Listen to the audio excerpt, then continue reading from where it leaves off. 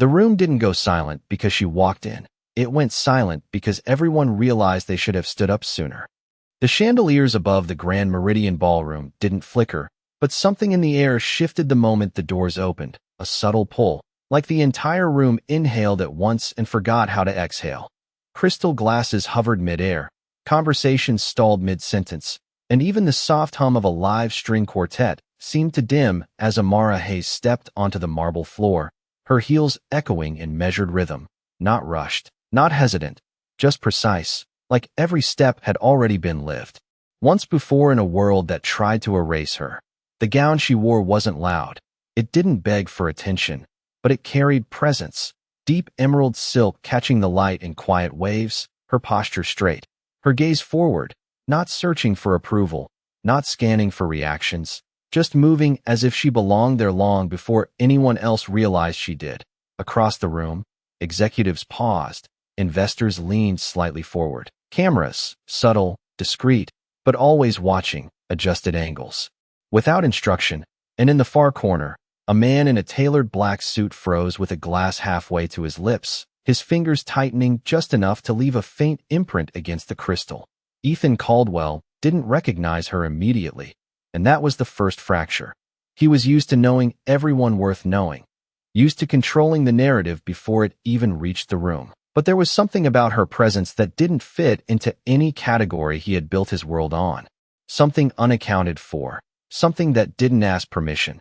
She moved past tables lined with names that once would have intimidated her, past conversations that once would have excluded her, and when she reached the center of the ballroom, the host, an older man with decades of polished composure, stood instinctively, not because protocol demanded it, but because something in her presence made sitting feel inappropriate. One by one, others followed, chairs sliding back softly, a wave that moved without command, until nearly the entire room was on its feet, and only then did.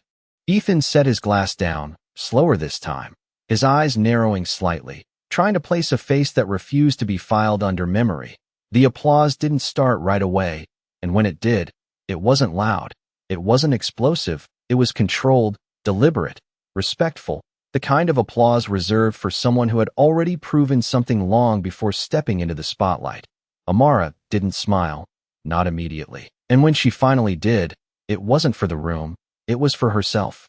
A small shift at the corner of her lips that held years of silence, years of being unseen, years of being measured and dismissed in rooms much smaller than this one. And in that exact moment, as the lights softened and the cameras adjusted focus, the past didn't fade. It sharpened. It cut clean through the present, pulling the air backward, dragging the sound of applause into a memory filled with whispers instead of respect, with laughter instead of silence, with judgment instead of recognition. 5 years earlier, the light had been brighter, harsher, spilling through the tall windows of a cathedral that was designed to impress before anyone even spoke a word. Rows of white roses lined the aisle, each petal arranged with precision, each seat filled with guests who came dressed for spectacle more than ceremony. Their phones already angled, their eyes already calculating the story they would take home. Amara stood at the edge of that aisle, her fingers wrapped around a bouquet she barely felt, the weight of the dress pressing against her shoulders, not heavy enough to break her, but heavy enough to remind her that this moment was supposed to mean something. The music began, soft at first, then rising, filling the space with a kind of expectation that didn't belong to her. And as she took her first step forward, the room leaned in, not for her, but for him. Ethan Caldwell stood at the altar, perfectly composed, his suit tailored down to the smallest detail, his expression controlled to the point of indifference, the kind of stillness that made people believe he was always thinking 3 steps ahead. He didn't smile when he saw her, didn't shift his weight, didn't reach out. He simply watched, and the longer he watched, the more something inside the room tightened. The cameras didn't blink, the whispers didn't stop, they just changed tone, softer, sharper, more curious than celebratory. Amara felt it before she understood it, the shift in energy, the way the air thickened just enough to make breathing feel deliberate. And when she finally reached him, close enough to see the exact moment his jaw set, she realized the music hadn't stopped, but it might as well have. He leaned in slightly, just enough that only she could hear him, his voice low, flat, stripped of anything that resembled warmth. And in that single breath, everything that had been promised, planned, and prepared unraveled without a sound. "This doesn't work," he said, not loudly, not dramatically, just a statement, clean and final, like a decision that had already been made long before she walked down that aisle. For a second, she didn't move, not because she didn't understand, but because understanding didn't require reaction. Her fingers tightened around the bouquet, not enough to crush it, just enough to ground herself. And when she spoke, her voice didn't shake, didn't rise, didn't plead. "You chose this," she said quietly, her eyes steady on his. And for the first time, something flickered in his expression, not guilt, not regret, just irritation at being reminded that control wasn't absolute. He straightened, turning slightly, just enough to face the room, and that was when the real shift happened. "This wedding is over," he said, clear enough for every camera, every guest, every whisper to capture and carry beyond those walls. The reaction wasn't immediate. It rippled, starting with a single gasp, then another, then the soft, relentless clicking of cameras adjusting, capturing, documenting. Amara didn't look at the crowd, didn't search for sympathy, didn't give them the collapse they were ready to witness. Instead, she stood still, her spine straight, her breath even, her silence louder than anything he had just said. Somewhere in the front row, someone stood, unsure whether to intervene or retreat, but Amara made the decision for all of them when she stepped back. Once, then again, not rushing, not hesitating, just removing herself from a moment that was no longer hers. The music stopped completely this time. The silence heavier, more intrusive, pressing against the walls, against the people, against him. Ethan didn't follow, didn't call her name, didn't even watch her leave. He turned instead, already stepping away from the altar, already calculating the next move, the next statement, the next version of the story that would protect his image. But what he didn't see, what none of them saw, was the way Amara's hand moved, almost instinctively, brushing against the inside of her dress where something small, folded, and real rested against her skin, a quiet reminder that not everything had been taken from her in that room. Outside, the light felt different, colder, sharper, but cleaner. The doors closed behind her, muting the noise, cutting off the whispers, leaving only the sound of her own breath and the distant hum of a city that didn't care about what had just happened. She didn't run, didn't look back, didn't let the weight of the moment pull her down. She walked, steady, deliberate, each step carrying something that hadn't been visible inside those walls. And somewhere behind her, inside that cathedral filled with people who thought they had just witnessed the end of her story, something far more dangerous had already begun. Because rejection, when it's public, when it's deliberate, when it's meant to define you, doesn't always break you. Sometimes, it reveals exactly who you were supposed to become all along. The city did not stop for her, and that was the first truth she accepted as the cathedral doors closed behind her. The traffic moving in steady lines, horns distant, footsteps passing without pause, as if the world had not just witnessed a moment designed to break her. Amara Hayes stepped onto the sidewalk with the same measured pace she held inside, her heels striking concrete instead of marble now, the sound sharper, less forgiving, but honest in a way the ceremony never was. And for a few seconds she stood still, not frozen, not lost, just present, her breath steadying against the cold air that slipped beneath the edge of her dress. Behind her, the doors remained shut, sealing in the whispers, the cameras, the version of her they had already decided to remember. But out here there were no lenses waiting for her reaction, no audience expecting a fall, only the open stretch of a city that did not care who she had been 5 minutes ago. She exhaled slowly, her hand instinctively brushing against her side again, feeling the faint outline of that folded paper hidden beneath the layers, a quiet weight that did not change shape no matter how everything else just had. And without another glance back, she began to walk.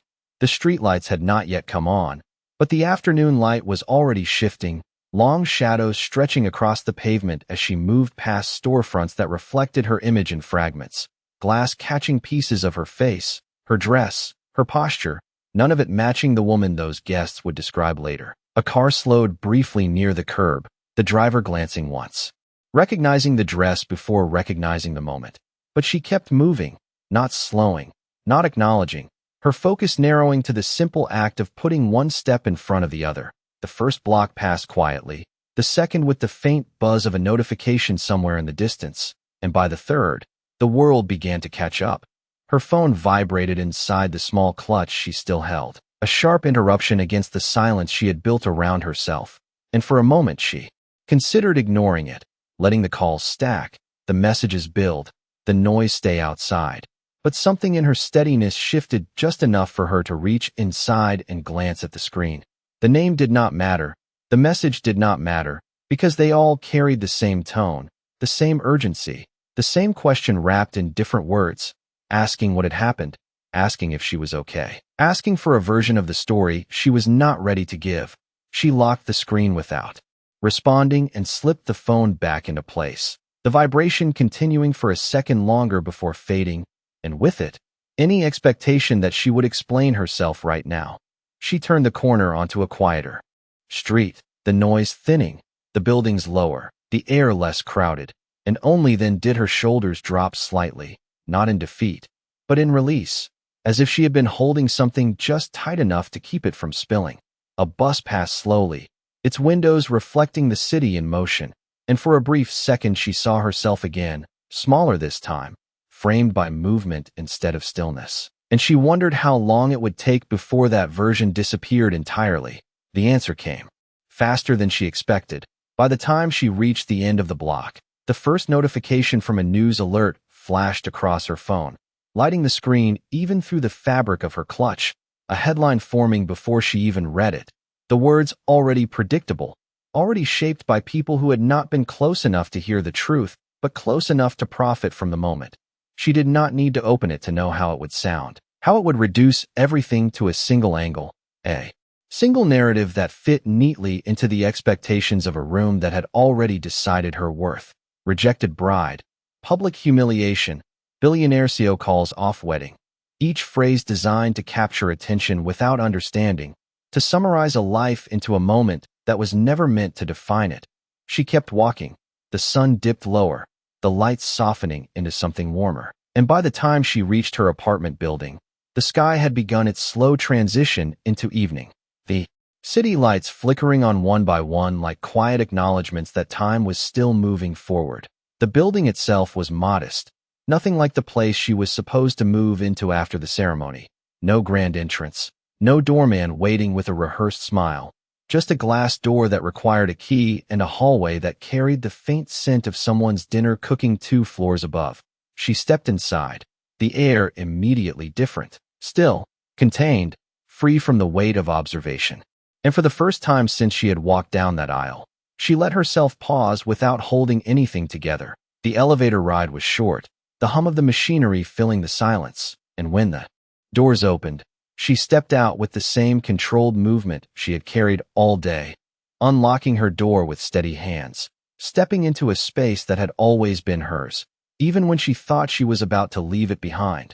The apartment was quiet, exactly as she left it that morning, sunlight still lingering through the window, casting a soft glow across the small table near the kitchen. The chair slightly pulled out as if waiting for her return. She set the bouquet down first, not gently, not carelessly, just deliberately, placing it on the table where it did not belong, and then she closed the door behind her, the click echoing louder than expected in the stillness. For a moment she stood there, her back against the door, her eyes moving slowly across the room, taking in the familiarity, the simplicity, the absence of expectation, and then she reached for the hidden fold beneath her dress. Her fingers moved carefully, retrieving the paper she had kept close all day, unfolding it with a precision that did not rush the moment. And when she finally looked down at it, her expression did not break, did not shift into anything dramatic or fragile. It only deepened, as if something inside her had just aligned. The letter was not long, not decorated, not written with the intention of being seen by anyone else, but every word on it carried weight, not because of what it said, but because of what it represented, a decision made long before today, a path that had Nothing to do with the man she was supposed to marry or the life she was expected to enter. She read it once, then again, not to understand it, but to feel it settle into place, and when she lowered it, her reflection caught in the window across the room, the city lights now framing her instead of the cathedral's glare. Somewhere in the distance, another notification buzzed, another headline likely forming, another version of her story being told without her voice, but inside that small apartment, none of it reached her the same way. She moved to the table, pulling the chair out fully this time, sitting down with a calm that had not been there that morning, the dress still wrapped around her, the remnants of a moment still visible, but no longer defining. Her hand rested on the paper for a second longer before she folded it carefully, placing it down beside the bouquet, and then she leaned back slightly, her gaze steady, her breathing even, as if she had already stepped into a version of herself no one in that cathedral had ever seen. Outside, the city continued, the headlines spread, the conversations grew, but inside, something quieter, stronger, and far more permanent had already begun to take shape. Not loud enough to be noticed yet, not visible enough to be understood, but real in a way that no public moment could ever take from her. The night did not rush her, and that was the second truth Amara learned as the hours slipped quietly past the small apartment walls, the city outside glowing in layers of gold and white, traffic lights blinking in slow rhythm, distant sirens weaving through the air like reminders that life continued whether she paused or not. She did not turn on the television, did not open the flood of messages waiting behind her locked phone, did not search her name to see how the world had rewritten her in her absence, because she already understood something most people never do, that once a story leaves your hands, it rarely returns the same. Instead, she remained at the table, the bouquet beginning to lose its structure, petals softening under the warmth of the room, the folded paper beside it still carrying a quiet weight that refused to fade. Her fingers traced the edge of the table once, slow, deliberate, as if grounding herself in something physical, something real, and then she stood, not with urgency, not with hesitation, just with decision. The dress came first, the layers of silk slipping away from her shoulders as she moved into the bedroom, the fabric no longer symbolic of anything except what it was, just material shaped for a moment that had already passed. And when she folded it, she did not rush, did not treat it like something to forget, but something to close, carefully, intentionally, placing it in the back of her closet where it would not demand attention but would never fully disappear. The mirror caught her reflection as she changed, and for a brief second she paused, not to judge, not to question, but to recognize the woman standing there, the one who had walked through a room designed to measure her and chose not to shrink. Her hair fell naturally around her shoulders, her posture still straight, her expression calm in a way that did not come from comfort but from clarity, and she nodded once to herself, not in approval, but in acknowledgement. The kitchen light flicked on with a soft click as she moved back into the main room, the brightness cutting through the dim glow of the city outside, and she poured herself a glass of water, the sound of it filling the silence in a way that felt grounding, ordinary, necessary. She drank slowly, the coolness steadying something inside her that had been held in place all day, and when she set the glass down, her eyes returned to the table, to the paper, to the quiet center of everything that had not been seen. She picked it up again, unfolding it fully this time, letting the edges flatten against the surface as if allowing it to take up space it had been denied. The letter carried a heading that most people would overlook, a name that did not belong to any part of the life she had been preparing to step into, a firm, structured font that spoke of decisions made beyond emotion, beyond circumstance. Acceptance confirmed, it read, followed by a date that had already passed, followed by a program name that carried weight in rooms far different from the one she had stood in earlier that day. A fellowship, a business accelerator, a competitive selection that required more than connections, more than appearances, something built on merit, on vision, on the kind of persistence that rarely fits into a ceremony designed for display. She had not told Ethan, not because she was hiding it, but because it had never been about him, never been something that needed his validation to exist. The timeline had overlapped, the decision had been made weeks before, and somewhere between planning a future that was supposed to include him and building one that did not require him. She had chosen to keep both paths open until one of them closed. Itself, tonight, that choice no longer felt divided. Her phone vibrated again, stronger this time. The persistence no longer polite but insistent, and she let it ring for a moment before finally reaching for it. Her thumb hovering over the screen as if deciding not whether to answer, but how much of herself to allow back into that noise. When she unlocked it, the notifications flooded instantly. Messages stacked over headlines, headlines layered over images, images capturing angles of her she had not even been aware of, her face frozen in frames that told stories she had not spoken. She scrolled once, just enough to see the pattern, the repetition, the simplicity of how quickly complexity becomes entertainment, and then she stopped, her thumb pressing gently against the screen before locking it again.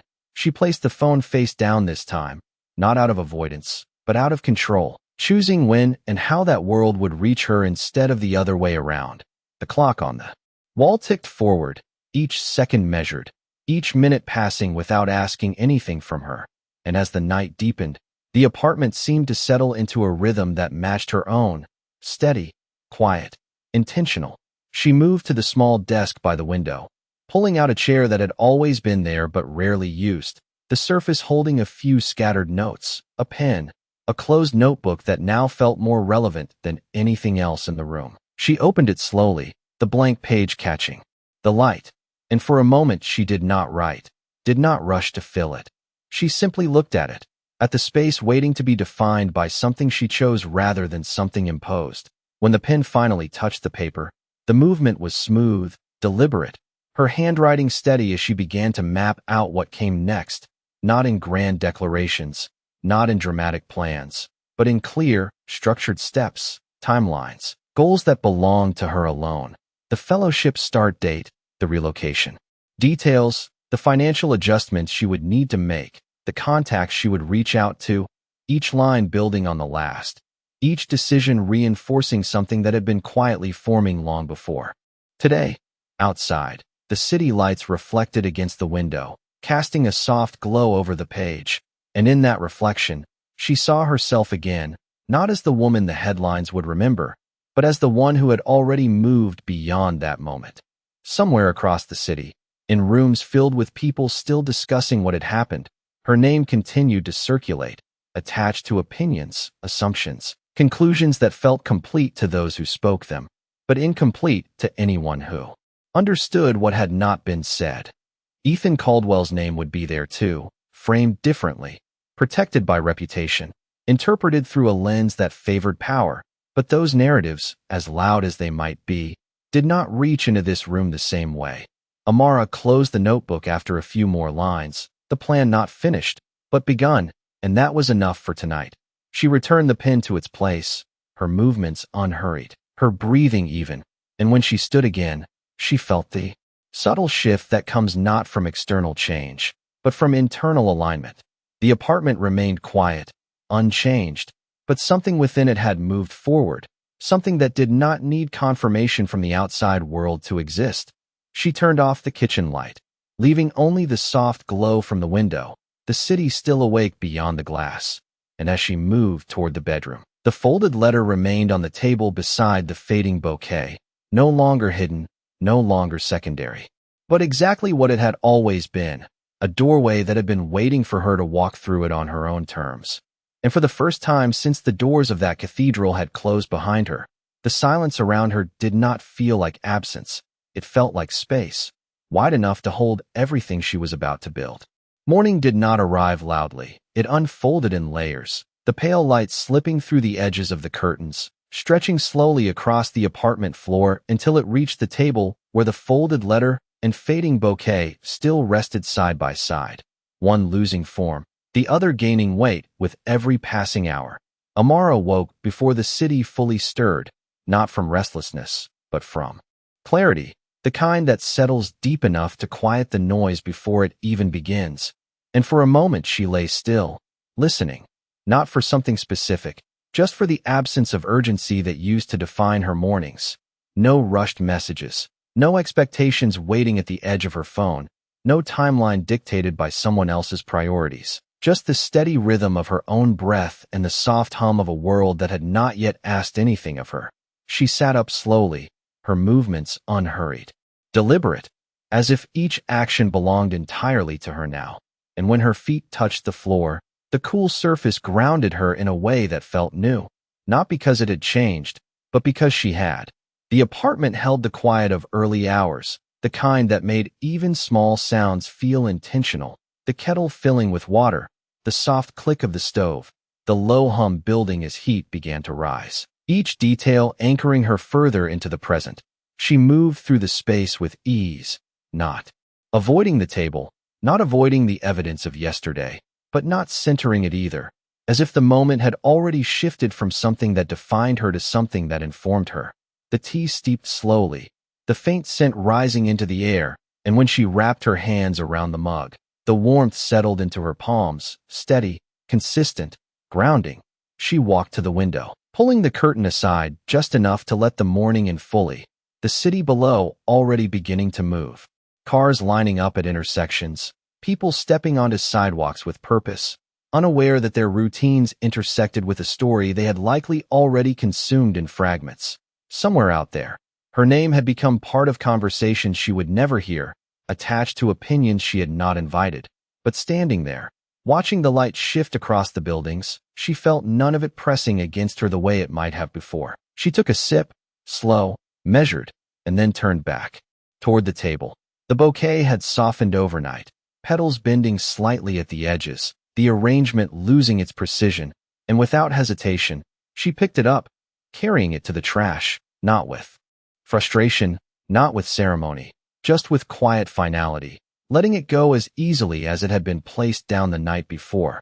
When she returned, only the letter remained, clean, structured, untouched by time in the way everything else inevitably was. She sat down again, pulling the chair closer, and unfolded it once more, not because she needed to reread it, but because she was ready to act on it. The details were clear, the next steps defined, but what mattered now was execution, not contemplation. She reached for her phone, unlocking it with the same calm she had held the night before. But this time, she did not scroll past everything. She opened her email instead, bypassing messages that carried emotion, focusing on those that carried direction, confirmations, logistics, information she could use. The acceptance email sat near the top, still unread in full, and when she opened it, the screen filled with structured text, dates, requirements, instructions that did not care about her past, only about her readiness to step forward. She read every line carefully, not rushing, not skimming, letting each detail settle into place, the timeline aligning itself in her mind with the plan she had already begun to outline. Relocation within 2 weeks, orientation scheduled in San Francisco, program duration 6 months with potential extension, access to investors, mentorship, resources that could shape something far larger than the life she had been preparing to step into. Just yesterday, her fingers moved quickly now, but not frantically, replying with confirmation, attaching requested documents, setting the process into motion with a clarity that left no room for hesitation. When she hit send, the action felt small in movement, but significant in consequence, a shift that did not need an audience to matter. Her phone buzzed again almost immediately, a new wave of messages pushing through, but she did not open them yet. She let them sit, choosing order over reaction. Instead, she opened her calendar, the blank spaces ahead no longer uncertain, but available, waiting to be filled with decisions she would now make entirely on her own. She began to block out time, packing, travel arrangements, meetings she would need to schedule, contacts she would reach out to, each entry building a structure that felt both unfamiliar and exactly right. Outside, the city had fully woken, the sound of movement rising steadily. But inside, her pace remained controlled, untouched by the urgency beyond the glass. It was only after she finished outlining the next 2 days that she finally opened the messages waiting for her. The first few were predictable: concern, confusion, attempts to understand. But as she scrolled further, the tone shifted, curiosity blending with speculation, assumptions forming where information was missing. And then the headlines appeared again, shared links, screenshots, clips already circulating. The moment replayed from angles she had not seen, captions framing it in ways that simplified everything into something consumable. She watched one clip, just one. The moment frozen and replayed, his voice clear, her stillness captured the room, reacting in fragments. And when it ended, she did not replay it, did not linger. She simply locked the screen and set the phone down again. That version of the story would continue without her, and she did not need to compete with it.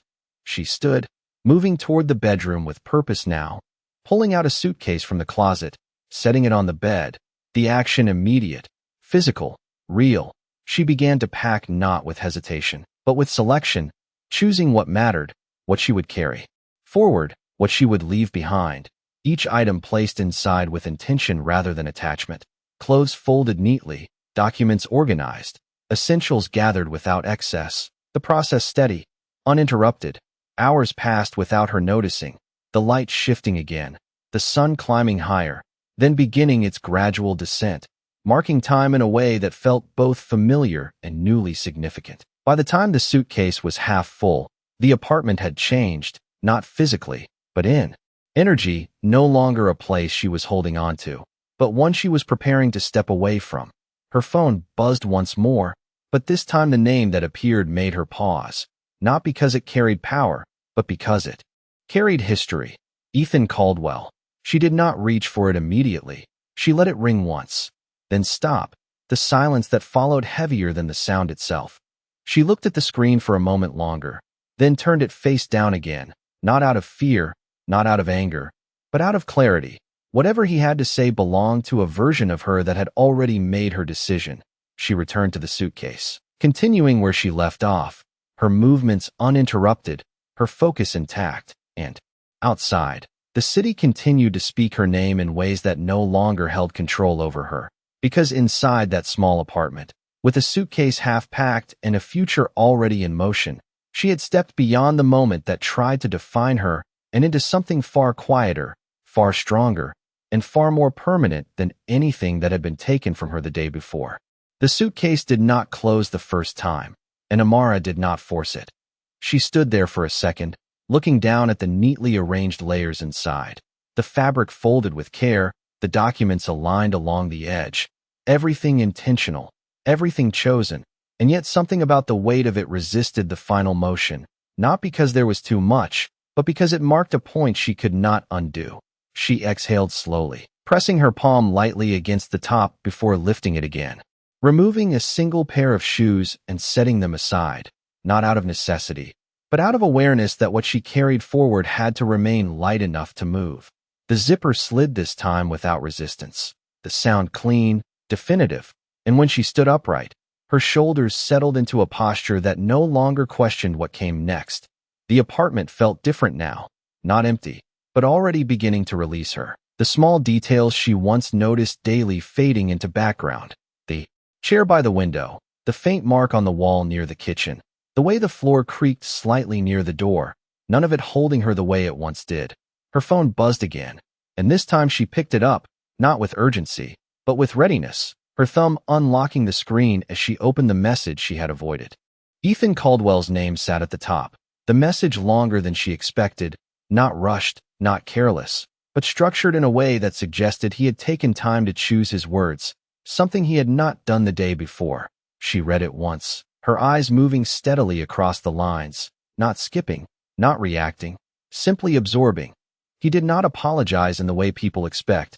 There were no dramatic admissions, no emotional language, only explanations, reasoning framed in the same controlled tone he used in boardrooms, as if clarity could replace accountability, as if logic could soften the weight of a public decision.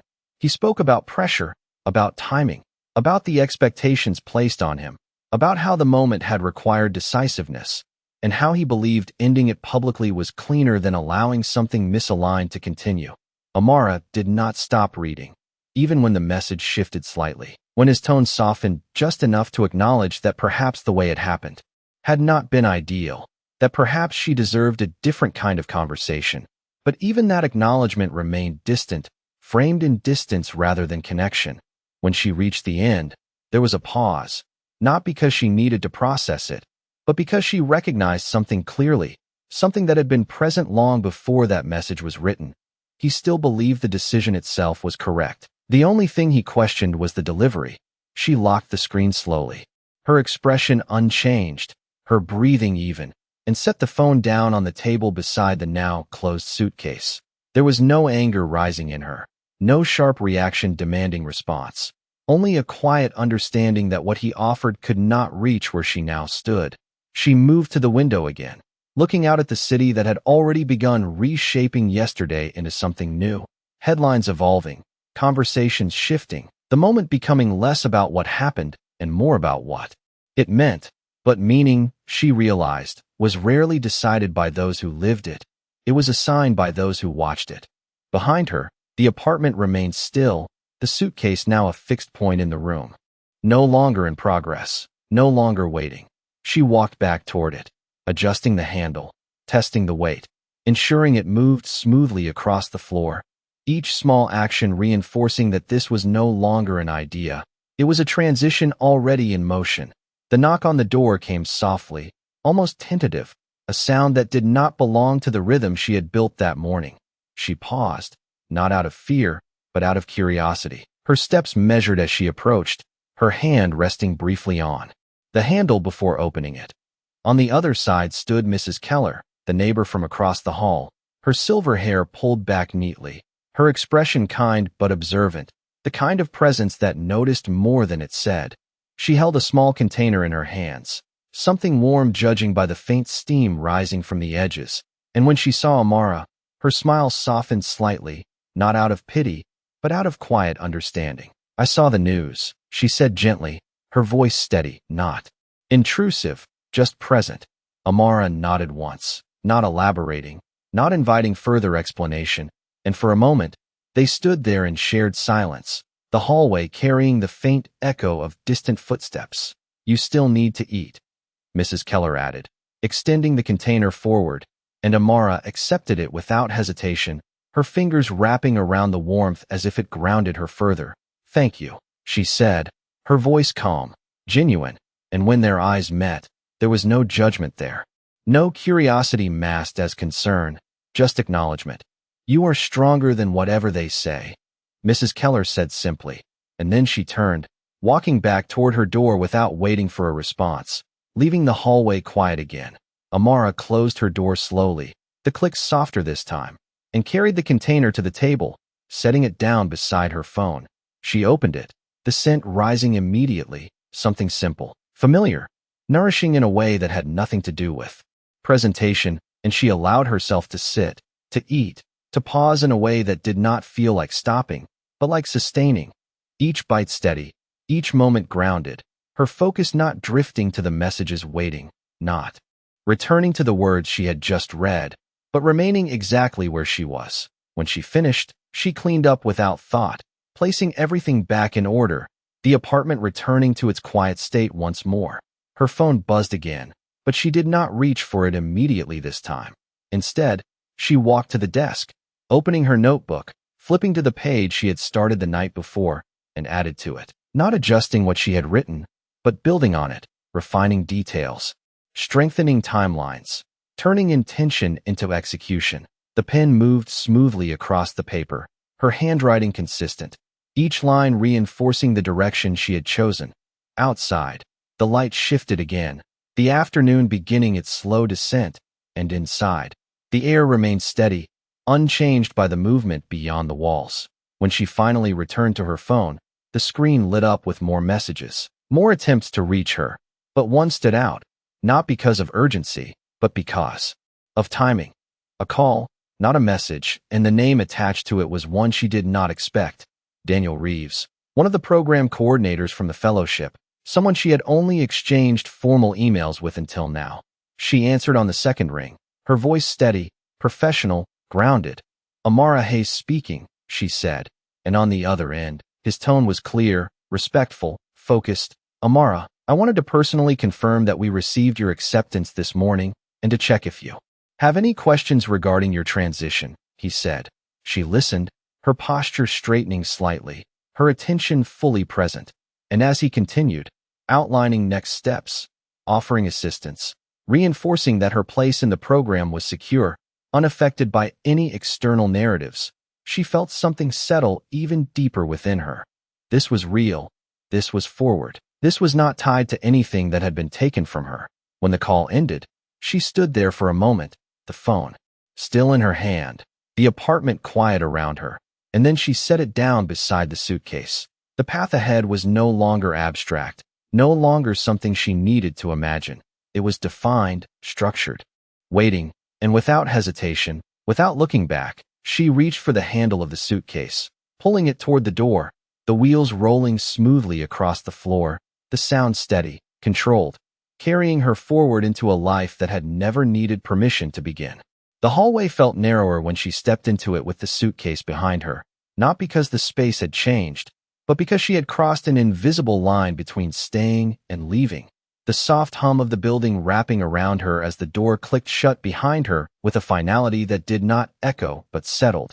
Amara did not turn back, her hand releasing the handle slowly before she pulled the suitcase forward, the wheels rolling smoothly over the worn carpet, each movement steady, controlled, not rushed, not delayed. The elevator light blinked at the end of the corridor, and as she walked toward it, the familiar details of the building seemed quieter than usual. The faint scent of detergent from somewhere down the hall, the distant sound of a television through a closed door, all of it part of a life she was already stepping beyond. When the elevator doors opened, she stepped inside alone, the mirrored walls catching her reflection from multiple angles, not fragmented, but repeated, as if reminding her that every version of herself had led to this moment. She stood still as the doors closed, the soft hum beginning again, and for a second, her eyes met her reflection directly, not searching, not questioning, just acknowledging the woman who had chosen forward. The ground floor arrived without pause, the doors sliding open to a lobby that felt both familiar and distant, the front desk unattended, the glass entrance reflecting the early afternoon light that had already shifted toward something brighter. She crossed the lobby with the same measured pace, pushing the door open and stepping out into the street where the city moved with its usual rhythm, cars passing, voices overlapping, the energy constant and indifferent. The air felt different outside, warmer, carrying the faint scent of pavement and motion, and for a moment she stood at the curb, not hesitating, just orienting, her gaze steady as she raised her hand slightly to signal for a ride. The car arrived within minutes, a simple sedan that blended into the flow of traffic, and when the driver stepped out to assist with the suitcase, she nodded once in thanks, her voice calm as she confirmed the destination.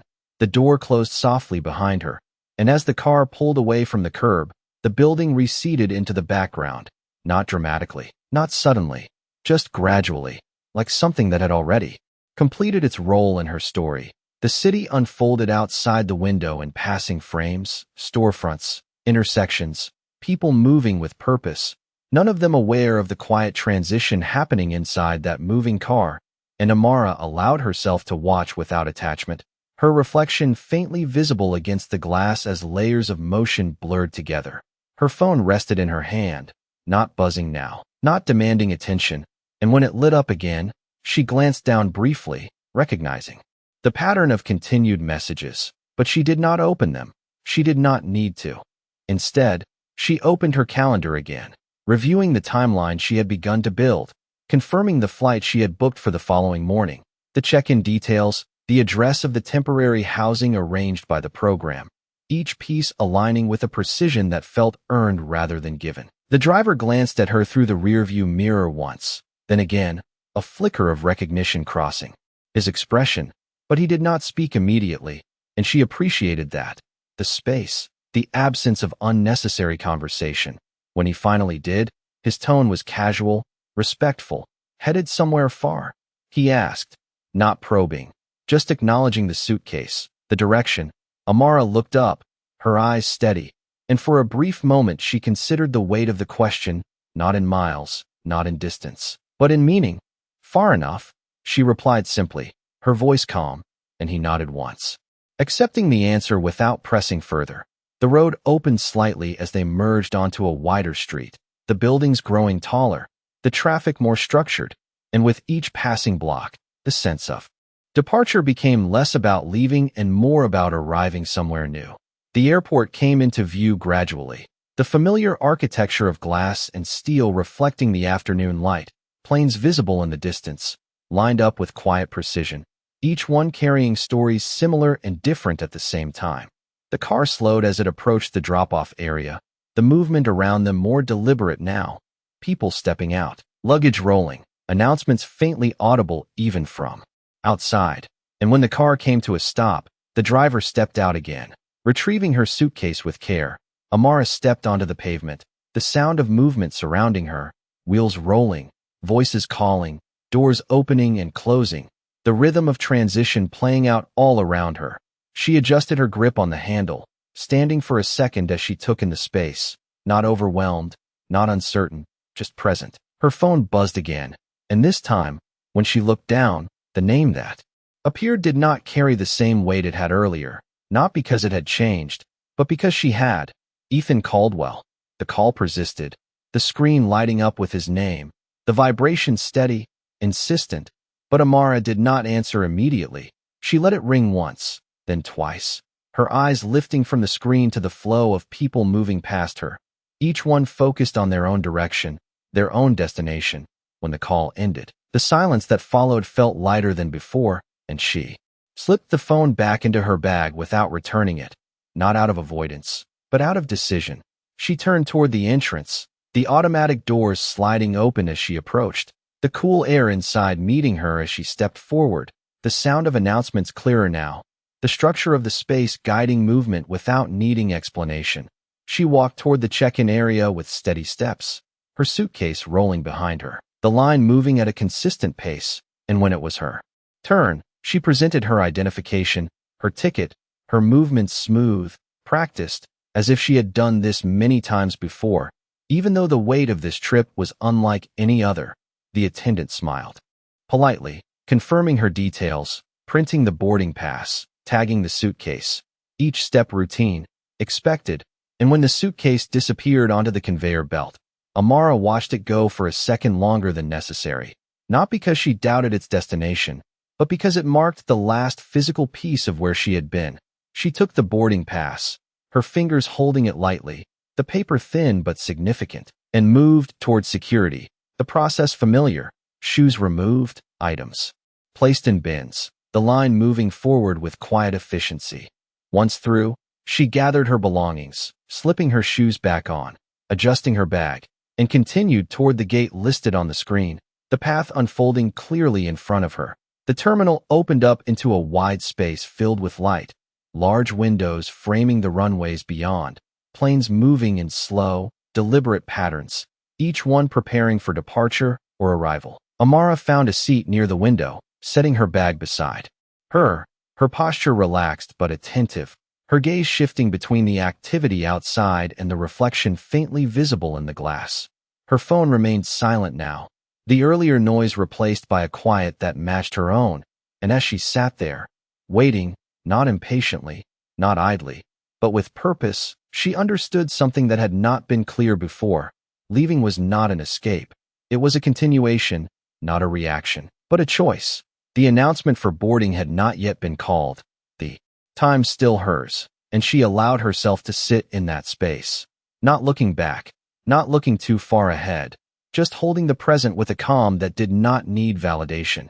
Outside, a plane began its slow movement toward the runway, engine steady, direction set, and as it aligned itself for takeoff, Amara's reflection in the glass remained steady, unchanged, grounded, ready. When the boarding call finally echoed through the terminal, clear and structured, she stood without hesitation, picking up her bag, stepping into line with the same quiet confidence that had carried her from the moment she chose to leave, her steps measured, her direction certain, moving forward not because she had to, but because she was ready.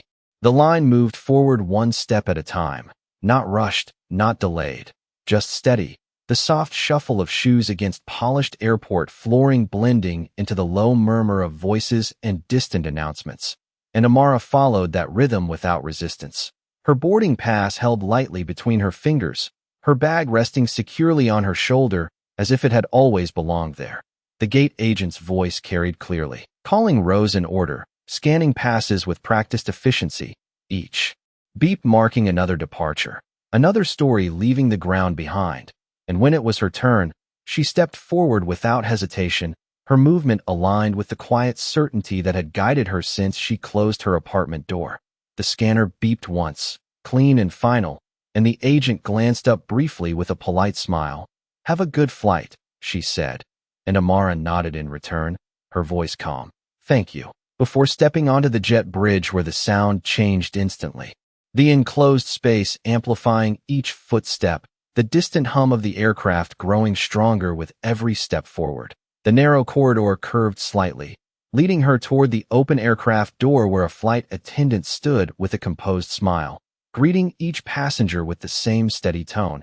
And when Amara stepped inside, the shift was subtle but immediate, the air cooler, the lighting softer, the space structured in rows that suggested both order and movement. She found her seat near the window, placing her bag overhead with a smooth motion before settling into the seat, her hands resting lightly on her lap as she took a moment to adjust to the stillness that comes before departure. Outside the window, the runway stretched wide under the fading afternoon light, planes moving in slow, deliberate patterns, each one aligning itself for its own path forward, and she watched without distraction, her reflection faintly visible against the glass, not layered with uncertainty, but grounded in quiet awareness. The seat beside her remained empty for a moment longer before a woman in her early 50s approached, her expression warm but composed, her movements efficient as she placed her own bag in the overhead compartment and settled into the seat next to Amara. "Looks like we made it just in time," the woman said lightly, fastening her seatbelt with a small nod, and Amara offered a slight smile in return. "Just in time," she echoed, her tone even, not inviting conversation but not closing it either. The cabin filled gradually, the overhead bins closing one by one, the soft murmur of passengers finding their places blending into a consistent hum, and as the final announcements began, the familiar instructions about safety and procedures carried through the cabin with practiced clarity, words most people barely listened to, but words that still marked the transition from ground to air. Amara listened without distraction, not because the details were new, but because she understood the importance of transitions, of moments that required attention before movement. The plane pushed back from the gate slowly, the motion, barely noticeable at first, then steady, deliberate, the ground beginning to shift beneath them as the aircraft turned toward the runway, and outside, the terminal receded, the building that had held her only minutes before becoming smaller, less significant with every passing second. Her phone rested in airplane mode now, the silence complete, uninterrupted by messages, by calls, by anything that did not belong to this moment. And for the first time since everything began, there was no outside voice reaching for her attention. The engines grew louder as the plane aligned itself, the low hum building into a steady force that filled the cabin, vibrating lightly through the seat, through the air, through the quiet space she had created within herself. And when the aircraft began its acceleration, the forward motion pressed gently against her, not forceful, but undeniable, the kind of movement that did not ask if she was ready, only required that she had chosen to be here. The runway blurred beneath them, the speed increasing, the ground slipping away in measured distance until the moment came when contact ended and lift began, smooth, controlled, the city below shifting from something she stood within to something she now observed from above. Buildings reduced to shapes, streets to lines, movement to patterns, the scale changing in a way that made everything feel both smaller and clearer at the same time. Amara's gaze remained steady on the window, not searching for anything specific, just witnessing the transition, the moment where what was behind her no longer held the same weight it once did. Beside her, the woman glanced out as well, her expression thoughtful. "I always like this part," she said softly, "when everything looks different for a second," and Amara nodded slightly, her voice calm. "It helps you see things clearly," she replied, and the woman smiled, not pressing further, understanding that some thoughts did not need expansion. The plane leveled gradually, the ascent smoothing into a steady altitude, the seatbelt sign remaining on as the cabin settled into a quieter rhythm. the initial movement giving way to a sustained stillness that felt different from waiting, more like continuation. The flight attendants moved through the aisle with practiced ease, checking, adjusting, offering quiet assistance where needed, and Amara allowed herself to lean back slightly, her posture relaxed but attentive, her mind not racing ahead, not circling back, just present within the motion of where she was. Hours would pass before they reached their destination, time measured not by urgency but by distance. And she understood that this space between departure and arrival held its own kind of significance, not defined by what had been left behind or what was waiting ahead, but by the quiet transformation that happened in between. She reached into her bag, pulling out her notebook, the same one she had written in the night before, the pages still carrying the structure of her plan, and she opened it carefully, her pen moving without hesitation as she added to it, refining ideas, outlining possibilities, mapping steps that would carry her forward beyond. The immediate transition, the lines formed steadily, each word intentional, each thought grounded in action rather than reaction, and as she wrote, the noise of the cabin faded into the background, the movement of the plane becoming a constant she no longer needed to focus on. The woman beside her glanced over once, not intrusively, just noticing the focus, the quiet determination in the way Amara wrote. And then she turned her attention back to her own space, respecting the boundary without needing to define it. Outside the window, the sky stretched wide, clouds forming soft layers beneath them, the light shifting as the sun moved lower, casting a warm glow across the horizon that felt both distant and immediate at the same time. Amara paused for a moment, her pen hovering above the page as she looked out, the reflection of the sky blending with her own in the glass. And in that layered image, she saw not a single version of herself, but the continuity of who she had been and who she was becoming, not separated, but connected by choice. She closed the notebook gently, placing it back in her bag, her movements calm, her breathing even, and as she settled back into her seat, she understood something that had not needed words to exist. The moment that once defined her in the eyes of others had already begun to lose its hold. Not because it had disappeared, but because she had moved beyond the place where it could define her future. The plane continued forward, steady, unbroken, carrying her across distance that could not be measured only in miles. And as the light outside softened into evening, the quiet within her remained, not empty, but full, not uncertain, but grounded, not waiting, but already in motion. The cabin lights dimmed gradually as the plane moved deeper into the evening, the soft glow above each row replacing the brightness of earlier hours, creating a quiet atmosphere where time seemed to stretch without pressure, and Amara remained still in her seat, not restless, not distracted, simply present within the steady motion that carried her forward. The hum of the engines became constant now, no longer noticeable unless she chose to focus on it, and outside the window, the sky had shifted into deeper shades of blue and amber, the horizon blending into a soft gradient that made it difficult to tell where one ended and the other began.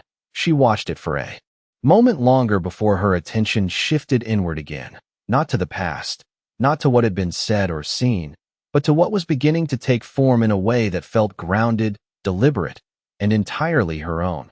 The woman seated beside her had fallen into a quiet routine, reading from a small book, occasionally glancing up at the window, her presence unobtrusive, respectful. And Amara appreciated the silence that did not demand conversation, the kind of shared space that allowed each person to remain within their own thoughts without interruption. The flight attendants moved through the aisle again, offering drinks and light meals, their voices soft, their movements efficient. And when they reached her row, Amara accepted a bottle of water with a polite nod, her voice calm as she thanked them, her tone steady, unchanged by the hours that had passed.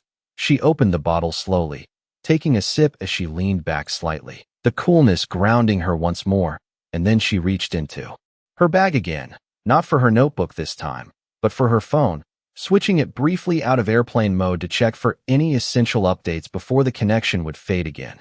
The signal flickered on, messages loading quickly, notifications stacking in a familiar pattern. But this time, her reaction remained the same, measured, controlled, her thumb scrolling only enough to confirm what needed to be seen and nothing more. One message stood out among the rest, not because of urgency, but because of timing. A short note from Daniel Rees confirming that her arrival time had been noted and that transportation would be arranged upon landing. The tone professional, efficient, focused entirely on what came next. She responded briefly, confirming her understanding, her fingers moving quickly across the screen before switching the phone back into airplane mode, the silence returning just as easily as it had left. She placed the phone back into her bag, her movements unhurried, and, for a moment, she allowed herself to close her eyes, not to sleep, but to rest within the stillness that had become familiar over the past hours. The subtle movement of the plane continued beneath her, a constant reminder that even in stillness, there was forward motion, and as she breathed slowly, evenly, she felt the distance between where she had been and where she was going expand in a way that was not heavy, but freeing. When she opened her eyes again, the cabin had settled further into quiet, most passengers absorbed in their own space, some resting, some reading, others simply watching the dim glow of screens in front of them. And Amara reached for her notebook once more, opening it to a new page this time, her pen poised above the blank surface as if acknowledging that this part of the journey required something different from what she had written before. She did not begin with a plan this time, not with structured steps or timelines, but with a single line, simple, clear, and grounded in the truth she had come to understand. She wrote slowly, each word intentional. What I build next will not depend on who believes in me, only on what I believe in myself. And as the ink settled into the page, she paused, not to reconsider, but to let the weight of that statement settle into something real.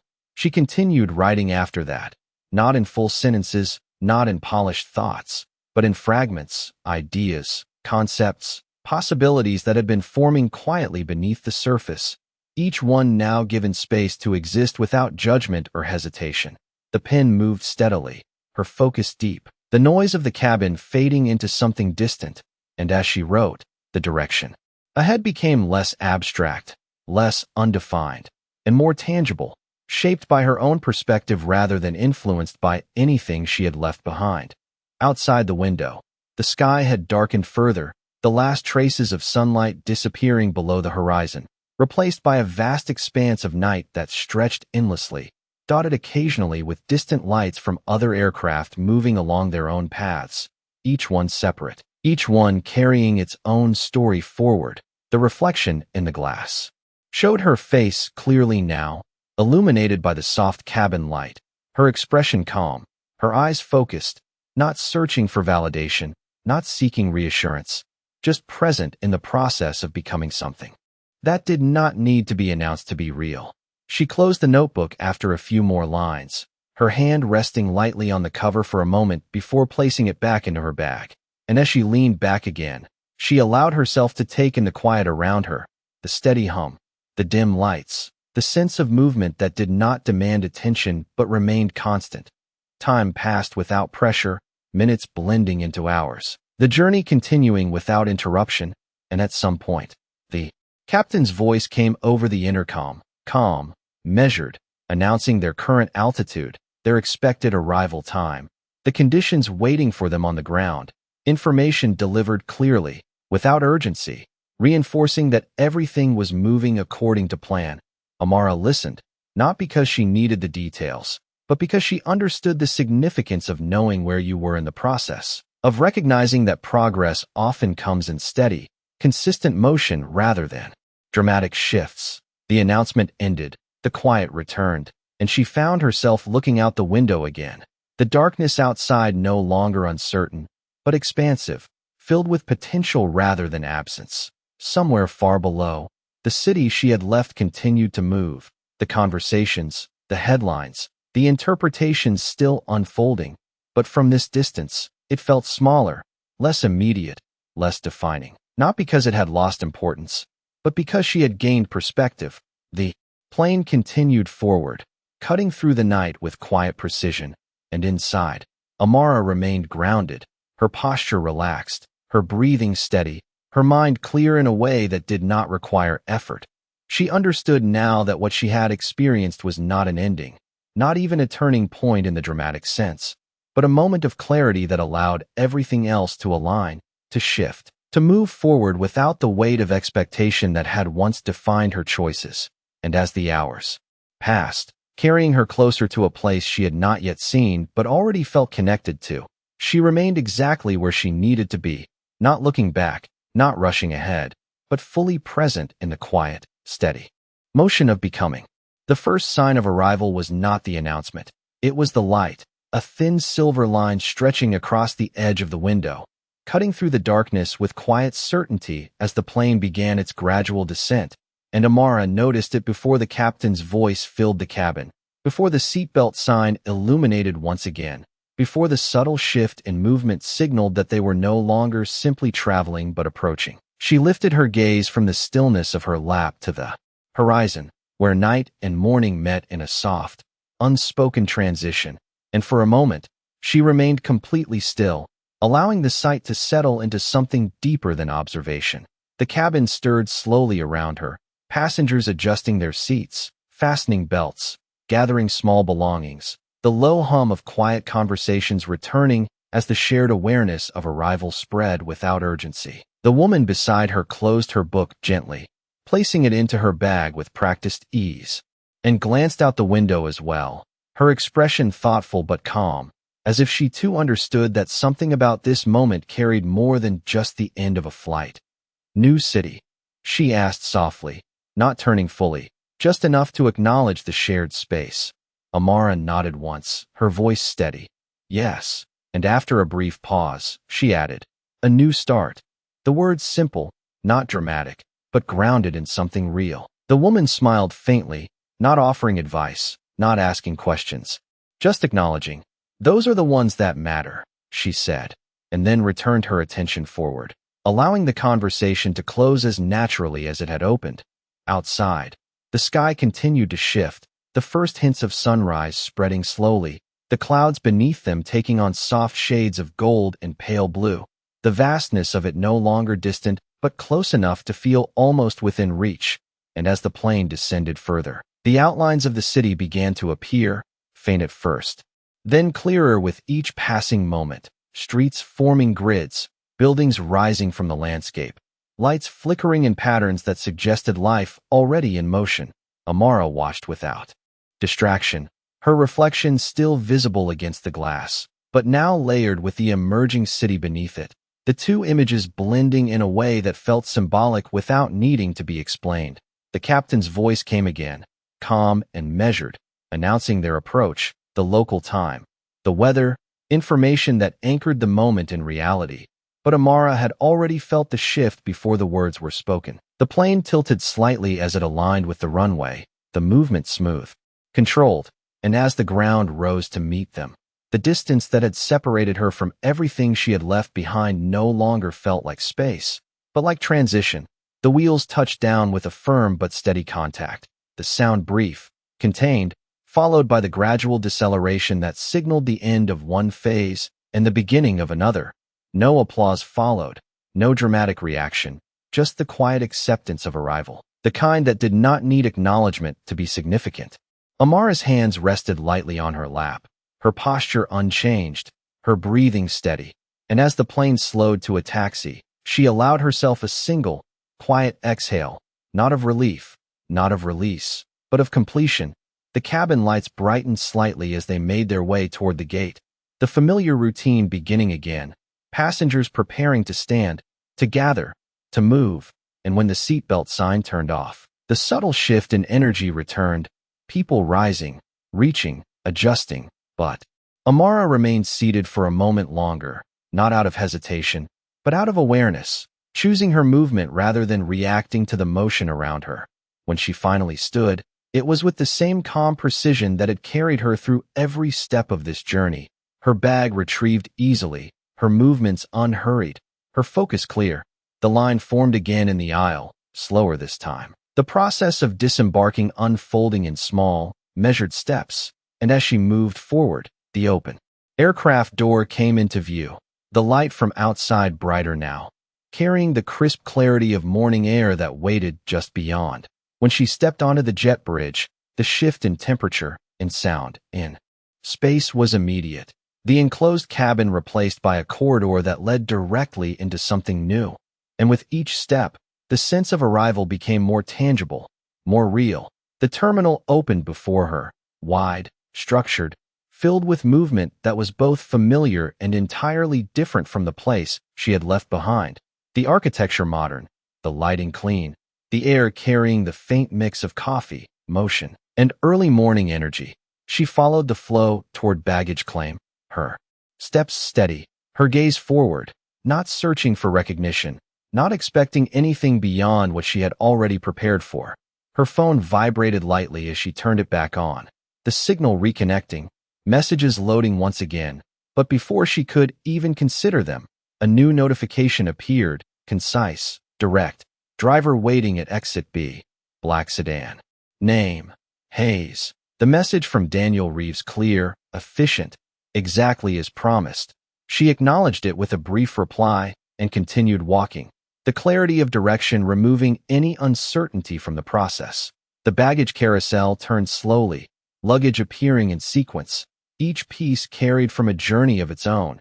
And when her suitcase came into view, she stepped forward, retrieving it with ease, the handle fitting naturally into her grip as if it had always been there. She did not linger, did not look around. She moved with purpose toward the exit, the signs guiding her without confusion, the path straight forward. The automatic doors opened as she approached, the cool morning air meeting her again, sharper this time, more defined, carrying the scent of a city already awake. Outside, the line of cars waited in quiet order, drivers standing beside vehicles, signs held, names displayed. And Amara scanned briefly before seeing it, a simple sign, her name printed clearly, held by a man in a dark suit whose posture suggested professionalism rather than curiosity. She approached without hesitation, her voice calm as she confirmed, Amara Hayes, and he nodded once, opening the rear door of the black sedan with a respectful gesture. Welcome, he said simply. She placed her suitcase inside, sliding into the seat, with a quiet ease that matched everything she had carried with her. And as the door closed, the city unfolded ahead through the windshield, streets stretching forward, buildings rising, the early light reflecting off glass and steel in a way that felt both unfamiliar and inviting. The car pulled away smoothly, merging into the flow of traffic, and Amara sat back, her gaze steady, her posture relaxed, her mind clear in a way that did not require effort. She did not reach for her phone, did not revisit the messages waiting, did not return to the moment that had once tried to define her.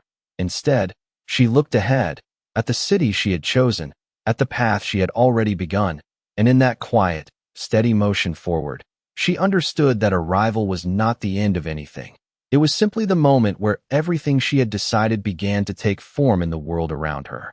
The city did not slow down to welcome her. It revealed itself in motion, the car merging seamlessly into the rhythm of early morning traffic as buildings rose taller with each passing block, glass catching the sunlight in sharp reflections that shifted as they moved. And Amara sat quietly in the back seat, her gaze steady, not overwhelmed, not distracted, simply observing as the unfamiliar gradually became something she could understand.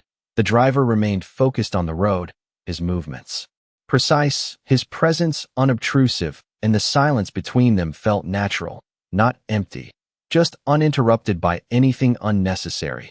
The streets widened, then narrowed again, intersections unfolding in a pattern that felt intentional, structured in a way that suggested both complexity and order.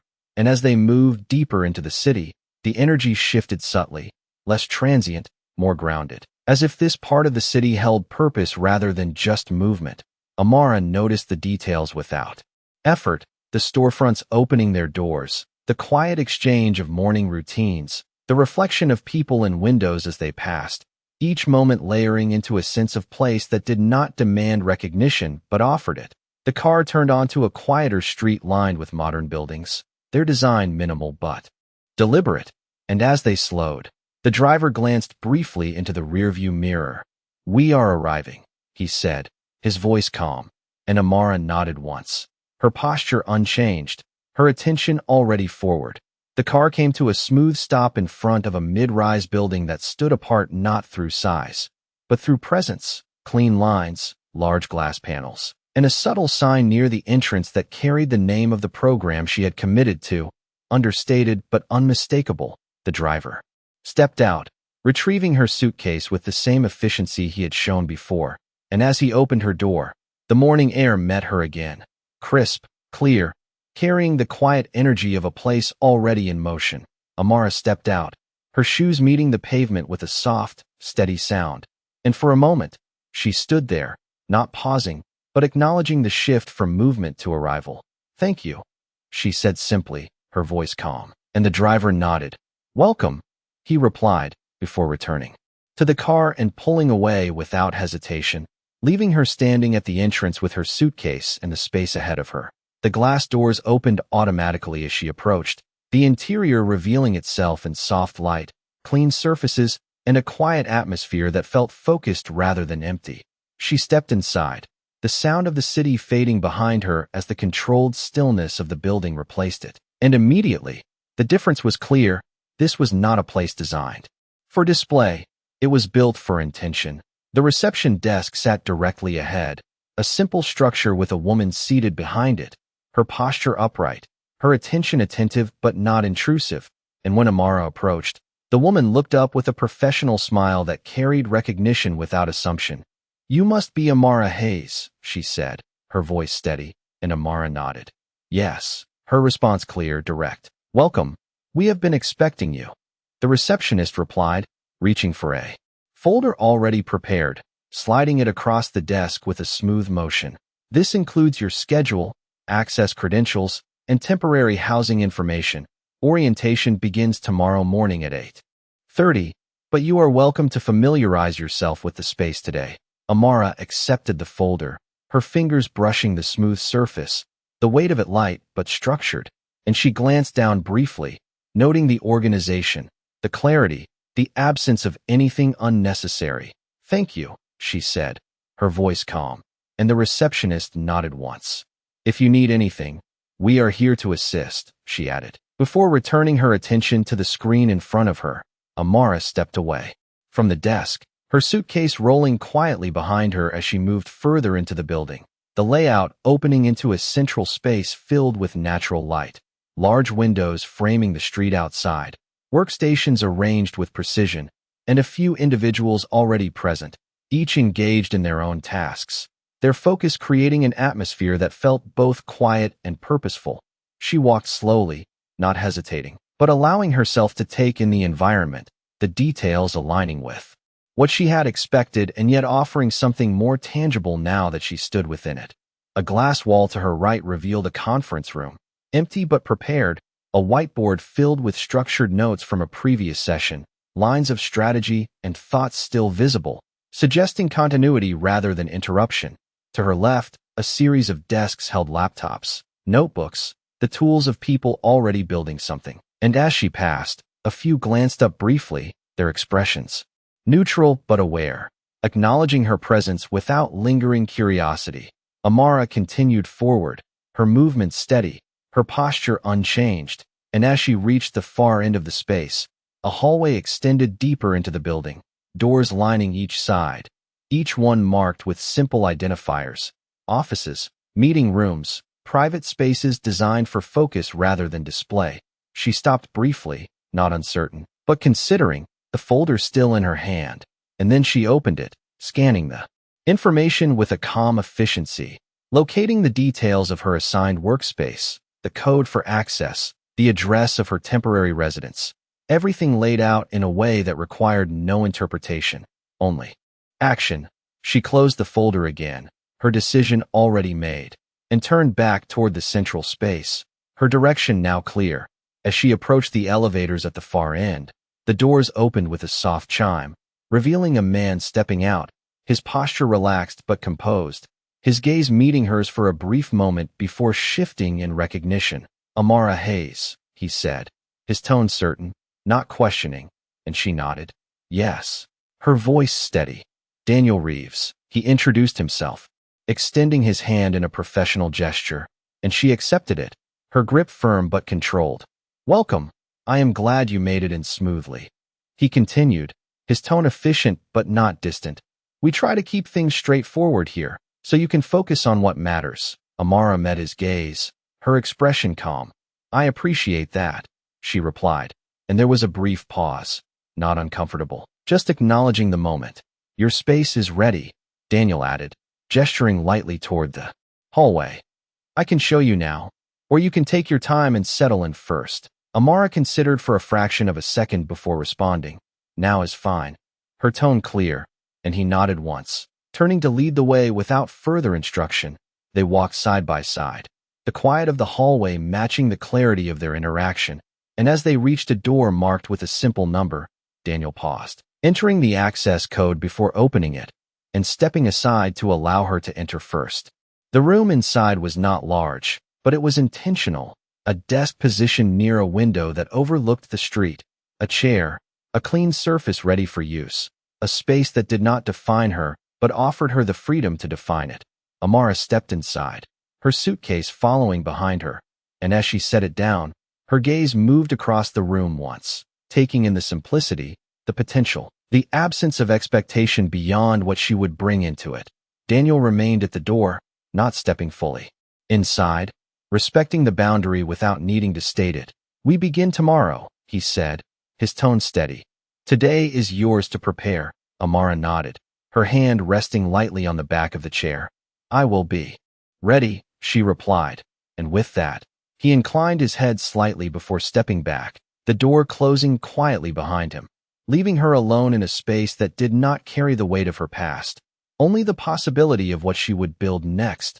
She stood there for a moment longer, not moving, not rushing, just present, and then she stepped forward, placing her bag on the desk, her movements calm, deliberate, as she began to settle into a place that was no longer defined by where she had been, but by where she had chosen to go.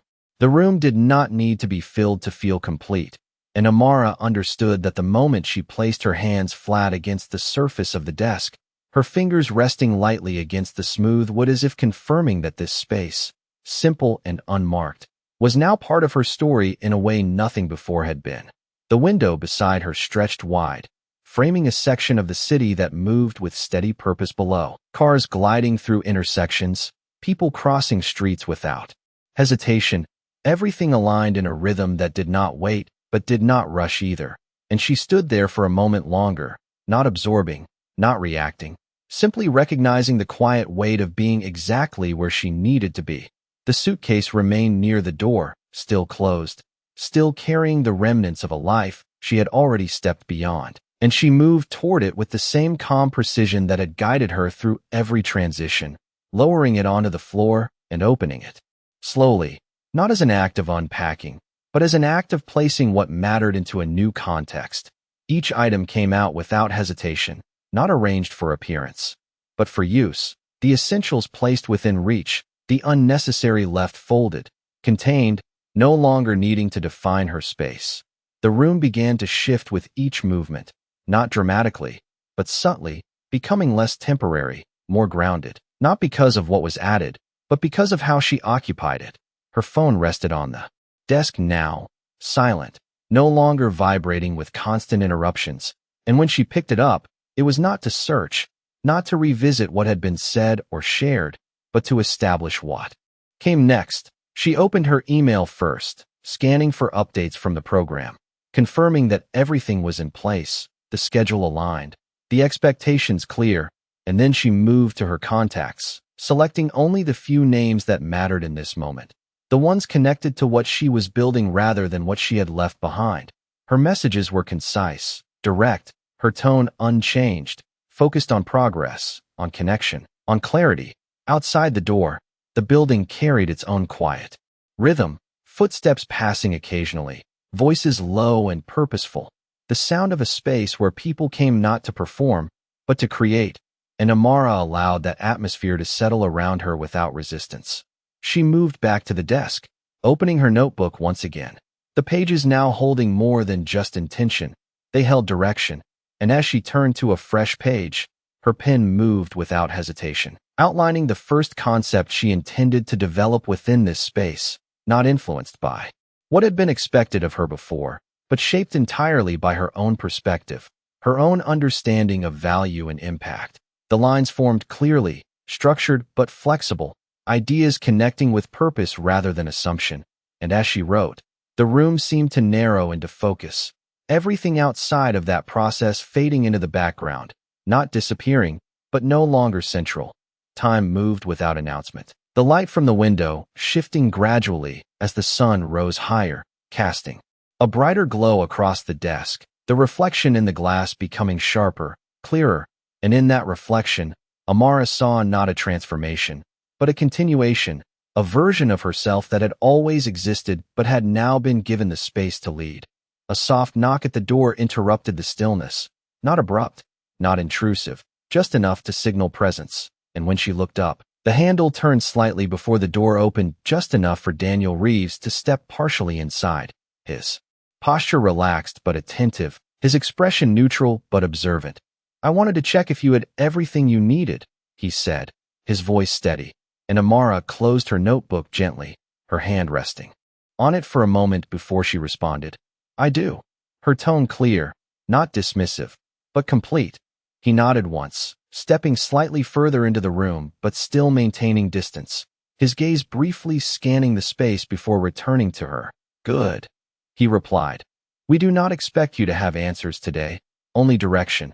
And there was no emphasis in his voice, no hidden meaning, just a statement that aligned with everything she had already begun to establish. Amara met his gaze, her expression calm. "Direction is enough," she said, and for a brief moment, something shifted in his expression, not surprise, not approval, just recognition. "Then you are already ahead of most," he added, his tone unchanged, and with that, he stepped back, the door closing softly behind him, leaving the room exactly as it had been, but slightly more defined. Amara did not return immediately to her notebook. Instead, she stood, moving toward the window once more, her hand resting lightly against the frame as she looked out over the city, the movement below continuous, uninterrupted, a reminder that progress did not wait for readiness. It required it. She allowed herself a single, steady breath, not deep, not forced, just present. And then she turned back, her steps measured as she returned to the desk, picking up her pen without hesitation. The next lines came easier, the structure already forming, the ideas no longer tentative. And as she wrote, the space around her settled into something that felt less like a beginning and more like alignment, as if everything that had led her here had done so not by chance, but by quiet necessity. Her phone lit up once more, a single notification appearing on the screen, and this time, when she glanced at it, the name did not shift her focus, did not pull her attention away from what she was doing. It simply existed. A reminder of a connection that no longer held control. Ethan Caldwell. The message remained unopened, the screen dimming again after a few seconds, and Amara did not reach for it, did not consider it, because whatever it contained belonged to a version of her that had already made her choice. She continued writing, her pen moving steadily, her posture unchanged, her attention fully present in the space she now occupied. The room held that quiet intensity, not loud, not dramatic, but clear, the kind that builds without announcement, the kind that does not need to be witnessed to be real. And as the hours moved forward, unnoticed, uninterrupted, Amara remained exactly where she needed to be, not reacting to what had been, not anticipating what might come, but building, line by line, thought by thought, something that did not depend on anyone else to exist, something that would stand not because it was given permission, but because it was created with intention, clarity, and a quiet strength that had never needed to prove itself to be undeniable. The first full day did not announce itself with urgency. It unfolded with structure, the kind that replaced uncertainty with rhythm, and Amara stepped into it without hesitation, her movements aligned with a clarity that had already taken root long before she entered the building. The orientation room filled gradually, not with noise, but with presence, individuals taking their seats with quiet focus, each carrying their own version of arrival, their own reasons for being there. And as Amara walked in, she did not search for recognition. She did not measure herself against anyone else. She simply chose a seat near the center, her posture steady, her attention forward, The room itself was designed for intention: a long table, screens positioned with precision, natural light filtering through large windows, everything arranged to support thought rather than distraction. And as the final seats filled, the low murmur of voices faded into a stillness that did not require instruction. Daniel Reeves stood at the front, his presence composed, not commanding, but clear, and when he began to speak, his voice carried without effort, not loud, not forceful, just structured. "This is not a place where you prove yourself," he said, his tone even. "This is a place where you define yourself." And the words settled into the room without reaction, not because they lacked impact, but because they did not need it.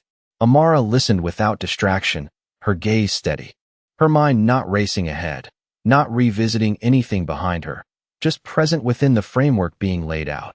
The program expectations followed: timelines, milestones, the structure of collaboration, the emphasis on clarity over speed, precision over performance. And as each detail aligned with what she had already begun to understand, she felt no resistance, no need to adjust, only confirmation. Introductions moved around the room, each person sharing their name, their background, their focus, voices varying in tone, some confident, some measured, but all grounded in the same underlying purpose.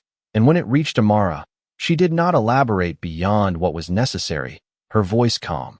"Amara Hayes," she said, pausing briefly before adding, "I am here to build something that stands on its own." Her words simple, not designed to impress, but to define. There was no reaction, no immediate response, just acknowledgement, the moment passing as naturally as it had arrived, and the focus returned to the collective direction. Hours moved with quiet efficiency, sessions unfolding, discussions structured, ideas introduced and examined without noise, without distraction, and Amara remained steady within it, her contributions measured, her observations precise, not speaking to be heard, but speaking when clarity required it. By midday, the room had shifted from introduction to engagement, groups forming, conversations narrowing into focused exchanges, and Amara found herself seated across from two others: a man whose background centered on technology infrastructure, and a woman whose expertise lay in market strategy. Their interaction direct, not competitive, but aligned. They discussed potential intersections, possibilities where their perspectives could overlap, and Amara listened first, her attention complete, before offering her own thoughts, not as an addition, but as a direction. Her words clear, grounded, shaping the conversation without force. The exchange remained balanced, each voice contributing without dominance, the process unfolding without friction. And as the session concluded, there was no sense of performance, only progress. Outside the room, the building carried the same quiet energy, individuals moving with purpose, the space designed to support rather than distract. And Amara stepped into the hallway with the same steady pace she had carried since the beginning, her focus intact, her direction clear. Her phone remained silent in her bag, not because the world had stopped reaching for her, but because she had chosen not to respond. The distance between her present and her past maintained without effort. The afternoon sessions deepened. The structure, introducing challenges, scenarios that required not just ideas, but execution, and Amara approached each one with the same clarity, breaking down complexity into steps, aligning action with intention, her process steady, her results precise. There was no rush, no attempt to outpace anyone else, only the consistent movement forward that defined her approach. As the day moved toward its conclusion, the final session gathered everyone back into the main room, the energy not heightened, but focused, Daniel standing once again at the front, his presence unchanged, his tone consistent. "What you build here will not be measured by how fast it grows," he said. "It will be measured by how well it stands."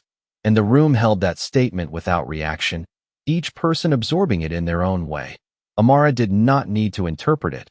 She understood it without translation, because it aligned with everything she had already chosen. When the session ended, there was no applause, no closing remark designed to create momentum, only a quiet dispersal. Individuals returning to their spaces, their processes, their own work. Amara walked back to her room, her steps unhurried, her posture unchanged, and when she entered, the space felt different, not because it had changed, but because she had begun to define it through action rather than presence alone. She placed her bag on the desk, her notebook already open to the pages she had written, and without hesitation, she continued, her pen moving with the same clarity that had carried her through the day, refining, building, aligning. Outside, the light shifted again, the afternoon giving way to early evening, the city continuing its rhythm, but inside the room, the focus remained, uninterrupted, grounded. Her phone lit up once more, the screen displaying the same name that had appeared before, persistent but distant, and this time, Amara glanced at it for a moment longer, not considering a response, not questioning her choice, simply acknowledging that it existed. The message remained unopened, the screen dimming again, and she returned her attention to the work in front of her, her pen moving without pause. The silence in the room was not empty. It was full, filled with intention, with direction, with the quiet strength of something being built without the need for recognition. And as the hours moved forward, unnoticed, uninterrupted, Amara remained exactly where she needed to be, not defined by what had happened, not influenced by what was still being said, but anchored in the process of creating something that would not require explanation to be understood, something that would stand not because it was seen, but because it was real. The evening did not arrive as an interruption.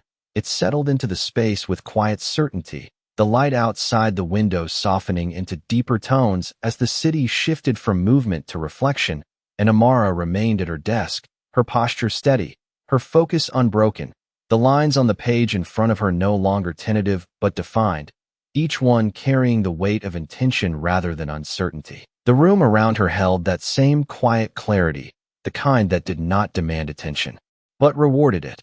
And as she set her pen down for a moment, her gaze lifting toward the window, she allowed herself to take in the transition without losing her place within it. The reflection in the glass showed her clearly now, the layers of the day settling into something cohesive, not fragmented, not divided, but aligned in a way that required no explanation. Her phone rested where she had left it, the screen dark, silent, and when it lit up again, the glow soft against the dimming room. She did not reach for it immediately. She let the moment exist without reaction, her attention remaining exactly where she had chosen to place it. The work in front of her was not complete. It was not meant to be, but it was real. It existed beyond perception, beyond commentary, beyond anything that could be reshaped by someone else's understanding.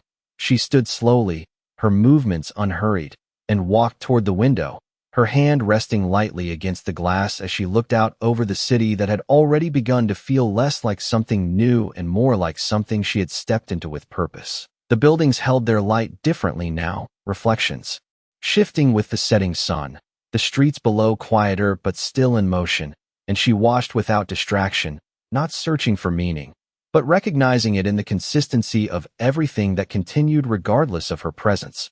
Behind her, the desk remained as she had left it, the notebook open, the lines written, the space defined by action rather than intention alone, and as she turned back toward it, her steps carried a quiet finality, not of ending, but of understanding.